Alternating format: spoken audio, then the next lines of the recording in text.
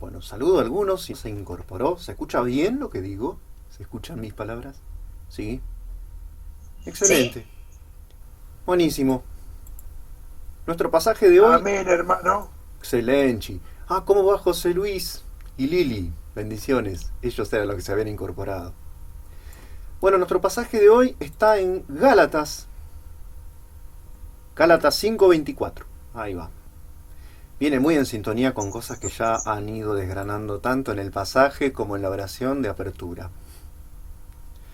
Así que esto viene del corazón de Dios. Dice así Gálatas 5:24, pero los que son de Cristo han crucificado la carne con sus pasiones y deseos. Pero los que son de Cristo han crucificado la carne con sus pasiones y deseos. También, Amén. también está en línea con lo que decía la alabanza. Vamos a orar. Dios Todopoderoso, Padre del cielo, Dios de toda gloria, digno de toda alabanza y de todo poder, te rogamos que tomes control de este mensaje, Dios. Sabemos que viene de tu corazón y rogamos que sea un mensaje que produzca a nosotros un resultado diferente, una transformación, un compromiso mayor, una decisión más aguerrida y más tenaz, Señor y Dios Todopoderoso, de pelear esta batalla a la que nos has llamado como hijos tuyos. En el nombre de Jesús, Señor, rogamos que tu Espíritu hable, concientice y nos dé el poder para tener esa victoria que deseas en nosotros, en cada uno de nosotros. En el nombre de Jesús, amén. Es el famoso pasaje que conocemos todos de las obras de la carne y el fruto del Espíritu. Vamos a hacer una lectura, vamos a analizarlo bien en detalle, porque es un pasaje que tiene muchísimo para decirnos y muchísimo para recordar, pues no, acá no estamos aprendiendo nada nuevo, creo yo que la mayoría conocemos de qué se trata y todos los que hoy tomaron la palabra dan fe de que es así. Son cosas que sabemos, pero son cosas que tenemos que recordar en todo tiempo y lo más importante de todo, no solo conocer el manual, sino ponerlo por obra también, ¿no? Así que ese es el desafío que el Señor nos presenta hoy. Viste que empieza con un pero casi siempre te marca una transición.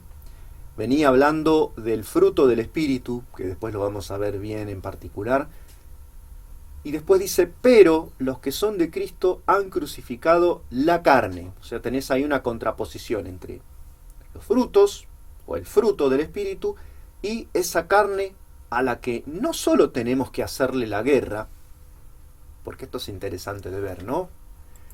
Sino además crucificarla.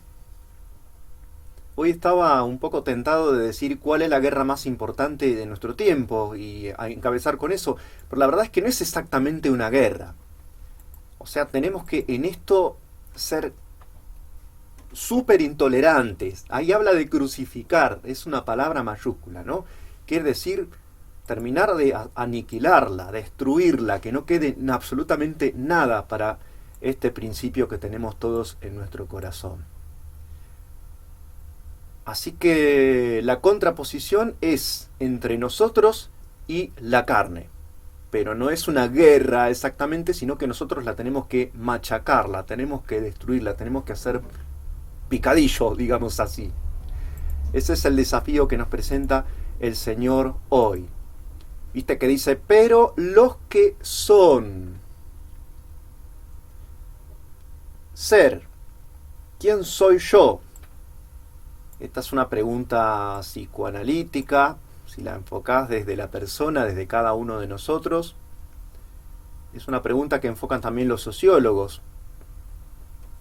De parte de qué colectivo me siento yo que soy, ¿no? Entonces decís, me siento argentino, soy de Mendoza, soy de Ensenada. Yo soy de Ensenada, de pasada. Cada uno se siente parte de algo. Algunos dirán una pregunta existencial, ¿qué es el ser humano? qué estoy diciendo cuando digo que soy una persona humana. Pero acá la pregunta por la identidad tiene que ver con quiénes somos en relación al Señor. Es el gran tema de este tiempo que nadie sabe bien qué es. ¿Viste? La pregunta es cuando uno se levanta por las mañanas, cuando uno se afeita, los hombres, ¿no? Nos peinamos, nos preparamos y salimos a enfrentar nuestro día. ¿En función de qué estamos haciendo todo eso? Esa es la pregunta por el ser acá. ¿Quién está en el trono de mi vida? ¿Quién soy? ¿En quién estoy confiando? ¿Para qué estoy viviendo? En esta época nadie sabe bien quién es. Así que la mayoría de la gente tiene una especie de crisis de identidad, digamos, ¿no? Algunos se definen en relación a un lugar, algunos en relación a un equipo de fútbol, otros en base a la política. Son temas que en general generan alguna controversia porque cada uno defiende a muerte eso de lo que cree ser parte. Algunos se relacionan al arte, la búsqueda de la belleza, de lo emocionante. En relación a los deportes ya sabemos, viste, los tatuajes ahora tienen que ver con esto de la identidad. Se lo llevo en la piel, ¿no? Y no hace mucho tiempo un jugador de fútbol se hizo un fenomenal tatuaje de un trofeo de 70 centímetros que le dieron como premio por haber logrado determinado objetivo. Se hizo un tatuaje en la pierna, creo que en el muslo, un tremendo tatuaje con forma de trofeo. O sea que su identidad queda grabada en su piel y tiene que ver con un trozo de metal de unos 60 centímetros que recibió como premio. ¿Qué identidades hay en el mundo, vieron? Es también el tiempo de los influencers, de la gente que influye, que se toman como modelo. Incluso en la iglesia también, ¿no? Uno puede pensar en influencers como estos que son artistas o deportistas o políticos, pero hay gente que solamente pone la boca, dice algo y muchos millones de personas alrededor del mundo siguen lo que hace esa persona. Por eso las marcas contactan a estas personas que son influencers y se transforman en representantes de esas marcas, lo que sea, hasta les miran el micrófono, a ver qué micrófono usa, yo me voy a comprar ese micrófono porque quiero ser como esta persona que influye sobre mi vida. Y hay gente también dentro de la iglesia que no sabes quiénes son, pero ponen la boca, profieren algunas cosas y son tomados como una referencia por multitudes de cristianos alrededor del mundo. Nadie sabe qué vida llevan. O sea, Dios te ayude en relación a la vida privada que llevan ellos. No sabes si están viviendo en Cristo de verdad.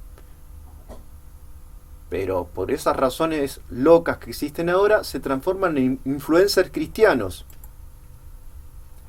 En esta época donde la gente reacciona mucho, sobre todo en base al me gusta y no me gusta, todos miran a ver cuántos me gusta tiene un determinado predicador.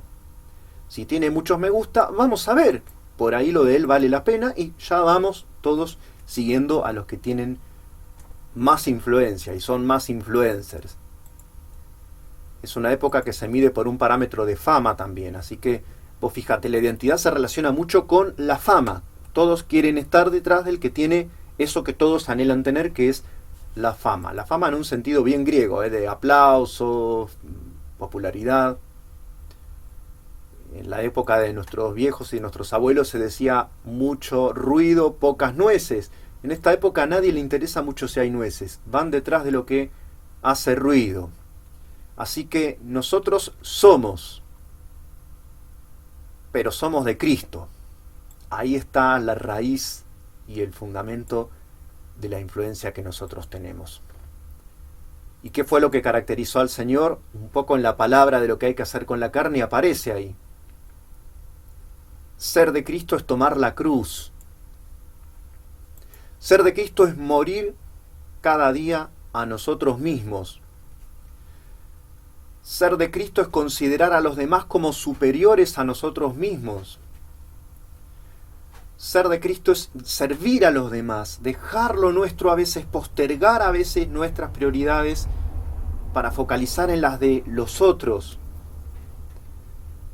Ser y ser de Cristo es testificar de Él, es proclamar la buena noticia de la salvación a través de la fe en Jesús. Es vivir como vivió Jesús, es amar como Él amó. Él estuvo dispuesto a dar la vida por sus amigos y también por sus enemigos, por nosotros. Cada uno de nosotros impiadosos y pecadores, personas que no hacíamos el bien. Sin embargo, el Señor, cuando dio su vida, pensaba en vos y pensaba en mí.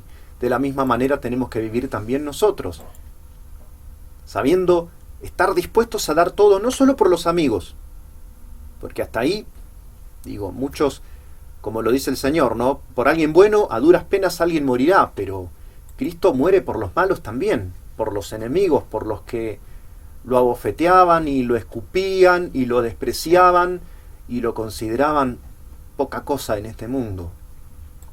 Hay que vivir como vivió Él. Eso es ser de Cristo. Siempre el Señor focalizaba en lo que podía dar, nunca en lo que debía recibir. El Señor no reclamó derechos, muchas veces pudo hacerlo, pero no pensaba en sus derechos. Esta es una época en la que se hace mucho foco en los derechos de las personas, ¿vieron? El Señor no miró lo que merecía, por eso cuando el diablo le ofreció los reinos de este mundo, que le pertenecían por derecho a Él, que era Dios hecho hombre, Él pudo resistir la tentación y pudo dar la vida por los culpables, que era el objetivo de su vida, ¿no? Pensar, ¿no? Que el Señor cuando resiste esa tentación pensaba, no, yo no nací para esto, yo nací para dar mi vida por los culpables, por los enemigos de Dios. Bueno, es un ejemplo que nos desborda totalmente, pero tiene que ser siempre el ejemplo de vida que nosotros tenemos ante nuestra vista. Y tenemos que ser de Cristo en ese sentido también. Estar dispuestos a darlo todo por gente que a veces no hace las cosas bien, y en nuestro caso, bueno, éramos inmundos y éramos maldicientes. Yo por lo menos puedo decir que no eran en absoluto nada de lo que Dios pudiera mirar con agrado. Los que son de Cristo, entonces, han crucificado la carne. La carne es nuestro ego, ¿no? Es una manera muy más moderna de decir lo mismo, pero es todo lo que nos gusta, nos interesa, nos atrae por nosotros mismos y nada más. Eso es la carne. En el mundo vieron que cuando se dice la carne la gente piensa inmediatamente en cierto tipo de pecados. Hasta dicen pecado carnal, como si hubiera pecado espiritual o algo así. Carnal es todo lo que tiene que ver con los frutos de la carne, que, bueno, ya los vamos a ver, ¿no? La obra de la carne. ¿Cuál es la obra de la carne según Dios?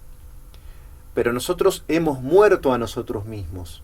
Eso es el bautismo también, ¿no? Morir a nosotros, morir a nuestro ego, crucificar esa carne. El ego ya no cuenta, lo que dicen nuestros deseos y nuestras ideas no fundadas en Dios ya no cuenta. Pasamos a ser en todas nuestras vidas cristocéntricos. No decimos más como se hace en el mundo, eso a mí no me lo hacen. Yo, por lo menos algunas veces he recordado, y no hace mucho, decir eso. Pero no está bueno eso. Eso a mí no me lo hacen. ¿Por qué no? Tantas cosas nos pueden pasar en la vida, ¿no? Y bueno, después te toca bailar y tratar de dirimir una circunstancia que no te gustó y que nunca hubieras pensado que tendrías que enfrentar. Pero eso a mí no me lo hacen, sí puede que te lo hagan. Y ahí a reaccionar de manera espiritual, es complicado. Otra, escuchá, esto es bien de la carne y bien del ego. A mí no me puede enseñar fulano. O, ¿quién es él para enseñarme? ¿Vos quién sos? Esto bien de argentino, ¿viste? ¿Y vos quién sos? Dios mío, cualquiera te puede enseñar. El burro pudo enseñarle a Balaam y hacerlo reaccionar cuando estaba por hacer una locura. Así que hay gente que por ahí no tiene autoridad en tu concepto y te va a enseñar cosas. Gente incrédula. Va a ser feo que alguien incrédulo te señale un error, pero cuando pase hay que agachar la cabeza y aceptarlo, porque la verdad es que Dios puede valerse de un montón de instrumentos para enseñarnos cosas. Y esta frase se decía hace algún tiempo, espero que ahora no, que era muy de argentino. Usted no sabe con quién está hablando. Dios mío, Dios mío. Bueno, pero bueno, digamos, esperemos que los cristianos no tengamos esto de, como se dice en el mundo, no chapear o mostrar que uno tiene una trayectoria y cosas por el estilo. Son cosas bien de la carne, bien de la carne. Y es muy fácil que en determinados momentos conflictivos entremos en situaciones así. En este mundo lo que vale es, lo que se usa en este mundo, es pelear, es imponerse, es dejar una marca personal. Esto es lo que el mundo valora positivamente, hasta se busca esta clase de gente para ocupar ciertos puestos importantes. Dice, es alguien que se hace valer, dicen. Se buscan para la publicidad, por ejemplo. Alguien modesto, alguien humilde, a veces no vende en este mundo.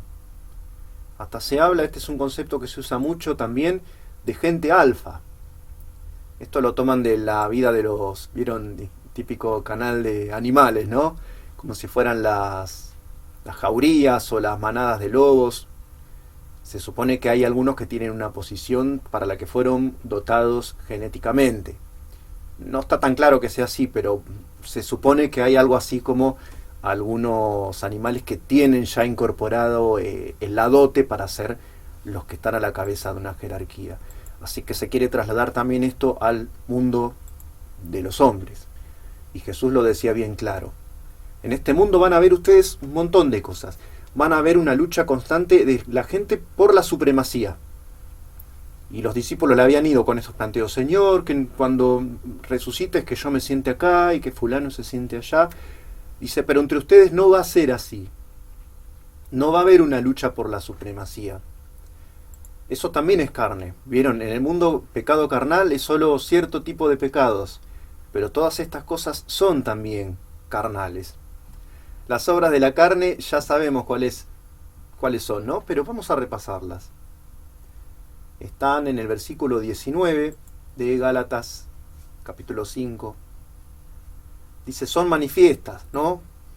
Las obras de la carne, Gálatas 5:19. O sea, son obvias, son evidentes. Las ve todo el mundo. Las obras de la carne son adulterio, fornicación, pecados sexuales, ¿no? Ahí entra todo. Todos los pecados sexuales, todo lo que se sale del proyecto divinamente elaborado en las Escrituras aparece muy clarito. Inmundicia, lascivia, o sea, los malos deseos, deseos desordenados. Este mundo hasta tiene géneros narrativos, estilos de cine dedicados a cultivar todo esto.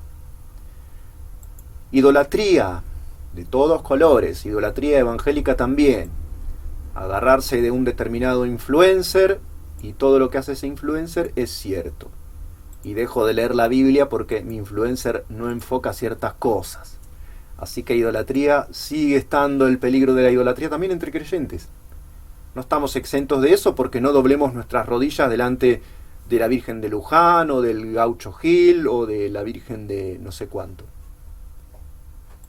Hechicerías, y esto es un peligro que va a acechar cada vez más a las iglesias porque hay una tendencia a considerar que las palabras humanas tienen un determinado poder espiritual, cosa que la Biblia no dice exactamente. Entonces está gente haciendo determinados juegos de palabras para producir determinados efectos en la realidad y ya no oran, sino que están ellos mismos arrogándose una autoridad que no tienen. Hechicerías, enemistades. Y acá entran las formas, no vamos a pensar en un enemigo al que, no sé, le voy a poner un clavo Miguelito abajo de la rueda para que cuando salga se lleve una sorpresa. No existe algo en esta medida. Pero sí existe, y hay que crucificarlo, esto que llaman los mexicanos me cae gordo. ¿Vieron? ¿Cómo alguien sabe qué es me cae gordo? No tiene que ver con la cuarentena ni lo que hablábamos hoy de los carbohidratos. ¿Cuándo te cae gordo alguien? A ver, díganlo, si lo saben. Cuando es un poco pesado, Va por, molesto. va por No, ahí. me cae gordo es me cae mal. Muy bien. No lo trago, decimos nosotros. No lo traga. No lo puedo aguantar. Cuando habla ya me molesta. Y cuando viene de buena onda, ese que me cae gordo, es falso. Lo está haciendo para, no sé, por algún doble objetivo. Bueno, enemistades, pleitos, celos. Los celos y la envidia tienen una cosa que nunca se manifiestan de manera clara. El celoso dice, no es claro que vos me seas fiel, dice el celoso. O sea, el problema está en el otro, lo proyecta. Y el envidioso no dice, tengo envidia de lo que tiene este muchacho, o esta señora, o esta señorita. Dice, no se lo merece. ¿Por qué ella sí y yo no? O no lo habrá hecho de manera limpia. También, ¿no? ¿Qué está haciendo que le va tan bien? Bueno, esas son las cosas que dice alguien que es envidioso. Nadie dice, tengo una envidia, digo, salvo a los amigos, ¿no? Que uno se los dice para elogiarlos, pero en general nadie dice soy un envidioso ni soy un celoso. Lo solapás, lo proyectás en el otro. Decís que el problema está fuera de uno. Iras. Tema, ¿eh? Ya vamos a llegar al tema de las emociones. Aparece en nuestro pasaje de hoy. Cuando salta la térmica y hacemos cosas sin medir las consecuencias. Contiendas. Contiendas es la tendencia humana a discutir y a pelear por todo. Esos son contiendas. Y ya agarrarse firmemente de una postura y no querer negociarla. Hay cosas que tenemos que negociarlas, porque somos ante todo un grupo humano. Y hay que privilegiar el grupo, y hay que privilegiar la relación, y hay que privilegiar al otro. Por eso dice la Biblia, sujétense los unos a los otros. Si no nos sujetamos los unos a los otros, cada uno se trata de hacer valer, ¿qué surgen? Las contiendas. Disensiones va más o menos por el mismo lado. Diferencias de opiniones que se acentúan y se transforman en sectas y en divisiones dentro del cuerpo de Cristo. Herejías es aceptar doctrinas que no están de acuerdo a lo que dice la palabra. No creo que sea un tema que nos esté acechando como comunidad. Envidias, que ya las mencionamos. Homicidios, borracheras, orgías y cosas semejantes a estas. Estas son las obras de la carne. Eso es lo que hay que crucificar. ¿Qué quiere decir esto? Lo que hablábamos hoy. No es solo una guerra. Porque una guerra parece una pulseada, ¿viste? Suena como a un tire y afloje. Crucificar es, no hay trato. No hay ningún trato, en absoluto. Los que son de Cristo han crucificado la carne. ¿Y qué más? Dice el pasaje. Y sus pasiones. Esto es interesante, ¿eh? Acá viene análisis, está muy bueno lo que dice la Escritura, porque tiene toda una connotación esto de pasión. En griego y en latín, la pasión es algo que me viene. Por eso se habla de padecer. Salí afuera y padecí un golpe de frío. O padezco una gripe, ¿no? De ahí viene pasión, de padecer. Son palabras que tienen la misma base, y en griego es lo mismo. La pasión se apodera de uno. Ahí está el factor, el componente emocional. O sea, de las pasiones no te podés hacer cargo en buena medida, las pasiones te vienen. A veces sí la podés controlar. Ya vamos a ver eso. Pero las pasiones se expresan, y esto es muy obvio, ¿no? En el lenguaje no verbal. Si alguien se enoja, inmediatamente vas a ver en su cara que se demudó, ¿no? Como dice de Caín. Ha mudado su semblante. Estaba muy enojado este hombre. Pero lo que pasó con Caín es que dejó que esa pasión se apoderara de él y se transformara después en una conducta. Y ahí está el problema. Que nosotros los cristianos no podemos ser deudores a lo que nos dicen las emociones. Ahí entran las emociones. En pasiones entran las emociones. Ya te digo, muchas veces no... El miedo, ¿no? El miedo, el enojo, el asco, la alegría. Esas son las emociones básicas que tenemos todos. La sorpresa, que va ligada al miedo también. El asombro. Esas son las emociones básicas. Es difícil controlar eso. Así que cuando alguien se enoja y ya me pone este gesto, ¿no? Así, empieza a achicar los labios y ya proyecta al mentor y ya, bueno, está muy enojado. Pero hay veces que sí se puede controlar el curso de nuestras emociones. ¿Cómo se hace esto? Es muy sencillo. No dándonos tanto valor ni tanta importancia frente a ciertas cosas, contra la ira, confiando en el Señor contra el miedo, y toda esa serie de reacciones que nos van a hacer tener un corazón dispuesto como quiere el Señor, un corazón espiritual. O sea, emociones vamos a tener, lo que no tenemos que hacer es ceder. Crucificar la carne y sus deseos implica tener un control de nuestras emociones, no dejarnos llevar por ellas. Creo que somos todos más o menos emocionales, ¿no? Hay gente de la que se dice que es cerebral, no les creas a los cerebrales. Lo que hace el cerebral, el introvertido, es procesar y mantener todo bajo una especie de capa. Lo que está haciendo es asimilando por dentro, no expresa con su apariencia que lo que acaba de suceder o le partió el corazón o le trajo una gran alegría. No, lo mantiene aferrado y no lo muestra. Pero las emociones siempre están las emociones. Igual que eso de si los hombres somos más emocionales que o las mujeres son más emocionales que los hombres, suele suceder que las mujeres toman algunas decisiones más inspiradas en sus emociones que no los hombres. Pero eso es una tendencia sumamente general y hay excepciones por todos lados. Pero bueno, a tener cuidado con las decisiones inspiradas en emociones porque pueden ser muy malas. A veces pueden ser muy buenas. Si tu reacción fue compasión y alguien está en necesidad y vos reaccionaste, es una buena reacción. Pero no siempre las emociones nos llevan a tomar buenas decisiones. Y tengamos en cuenta, en cuanto a esto de las pasiones, que nuestra cultura actual, moderna, está con una especie de gran estilo e ideología que se llama romanticismo. Y el romanticismo dice que todo lo que te llevan a hacer las pasiones es bueno. Agarrá al cantante que te guste, el que quieras. El cantante famoso, el que sea. Y no digo ya Luis Miguel o Armando Manzanero. Cualquier cantante que encuentres. De rock and roll, de cumbia, de chamamé, del estilo que te guste. De ópera. Mirá lo que te digo.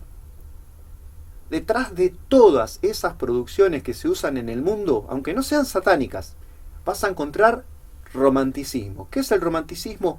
Que lo que sientas en tu corazón es bueno, andá y hacelo. O ya no puedo más, no me puedo contener. Esa clase de expresiones son romanticismo. Eso vende, está bueno, al corazón humano le gusta hacer lo que se le viene en gana. Y a veces salen resultados que son tremendos. Porque la gente no resiste sus pasiones, no resiste sus emociones, sino que se brincan arriba de ellas y se dejan arrastrar. Así que ojo a eso. Crucificaron la carne y sus pasiones y deseos. Los deseos aparecen en una palabrita que en el original bíblico tiene que ver con los malos deseos especialmente. Todos los malos deseos que nos llevan a hacer cosas que contradicen los parámetros de Dios. Lo que Dios quiere ver en nosotros. Dios quiere ver a Cristo en cada uno de nosotros. Todo lo que uno se encuentra en las redes sociales, ¿no? Uno se encuentra a veces esos carteles y decís, Dios mío, no pongas eso.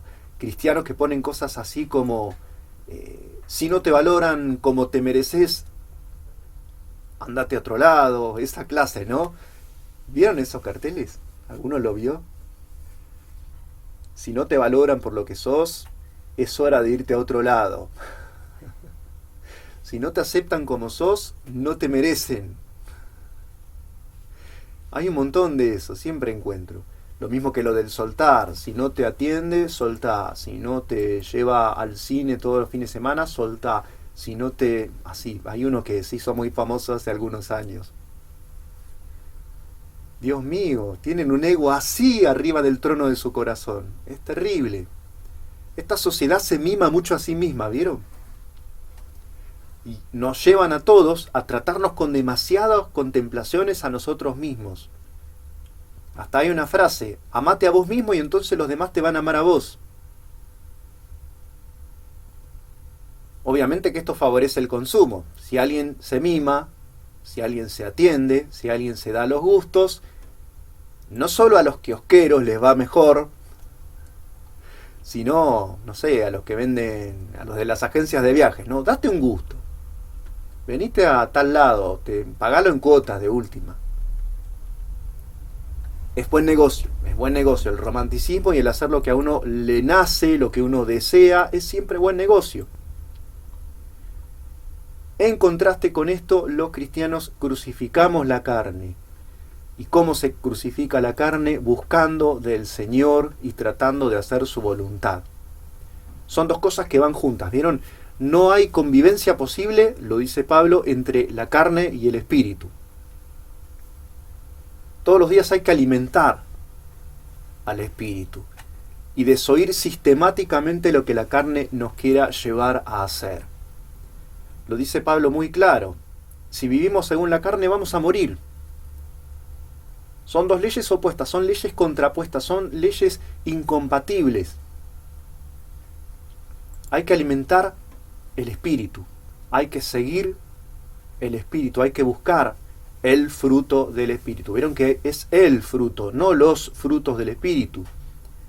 Vamos para allá, Gálatas 5:22. Si los que practican las obras de la carne no heredarán el reino de Dios. Es durísimo eso, El otro día me preguntaban si había cristianos carnales. Qué raro es eso, qué pregunta rara. Bueno, acá dice que no. Podés pensar en un cristiano inmaduro, que todavía recién arranca, cosas así. Sí, claro. Pero es claro, Pablo, dice: los que hacen alguna de estas cosas, celos, iras, enemistades, hechicerías, idolatría, lascivia, no hereda el reino de Dios. Alguien que deja que estas cosas crezcan en su corazón. Verso 22. Mas, pero, el fruto del Espíritu es uno, pero viene con una serie de cualidades, ¿no? Como si fueran el valor nutricional del fruto del Espíritu. Es amor, gozo, paz, paciencia, benignidad. Esto de benignidad merece hasta un sermón aparte. Pero benignidad incluye ternura, gracia y compasión. Es lo contrario de malignidad que mencionaba hoy José Luis, creo. La malignidad mira todo con una óptica negativa. Si te cuentan una anécdota sobre alguien, el maligno va a hacer una interpretación siempre negativa. Va a pensar que hay algo detrás, va a tratar de ver siempre el lado oscuro de las cosas. El benigno, al contrario. El benigno protege, cubre, piensa lo mejor. Siempre reacciona de una manera compasiva y empática hacia el otro. No tiene que ver con ingenuidad, sino con una predisposición a pensar lo mejor. Si tengo 3 o 4 opciones para interpretar algo, el benigno elige la mejor. En principio, después las cosas se verá como fueron. Bondad, fe, mansedumbre, otra virtud que en este tiempo está muy poco considerada. Templanza, que es mantener a raya los impulsos y saber resistir las emociones y las pasiones. Y dice: contra estas cosas no hay ley, ¿no? Y llega nuestro pasaje. Tenemos una necesidad absoluta de crucificar todo lo que hay en nosotros de carne, y eso todos los días. No se puede ser la fuente que da agua dulce y salada. ¿Hay alguien que todavía tome agua de bomba en este tiempo? Pregunta platense y pregunta de barrio. A ver, ¿alguno tiene bomba de la que extraiga el agua y la tome? Pregunto, hasta hace algunos años yo en el barrio sí. Normita dijo que sí. Normita En levantó mi la mano. casa tenemos motor. ¿Sí? ¿Viste? ¿Y qué tal está? Sí, incluso también tenemos motor. Mirá vos. Excelente. Sí, yo hasta los 90 tuve. ¿Quién más? ¿Alicia también? Bien, mira vos.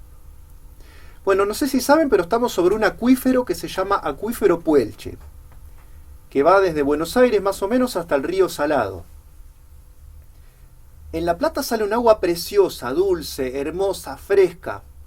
Pero si vos llegás a Avellaneda o a Quilmes, ya no se puede tomar el agua de bomba, porque es salada. Pero salada posta, o sea, muy salada. Bueno, las obras de la carne y el fruto del espíritu son incompatibles. No puede una misma napa, una misma bomba dar agua dulce y salada a la vez. Así que iba a pensar, ¿habrá alguien de campo que tenga una bomba? No, sigue saliendo agua muy buena.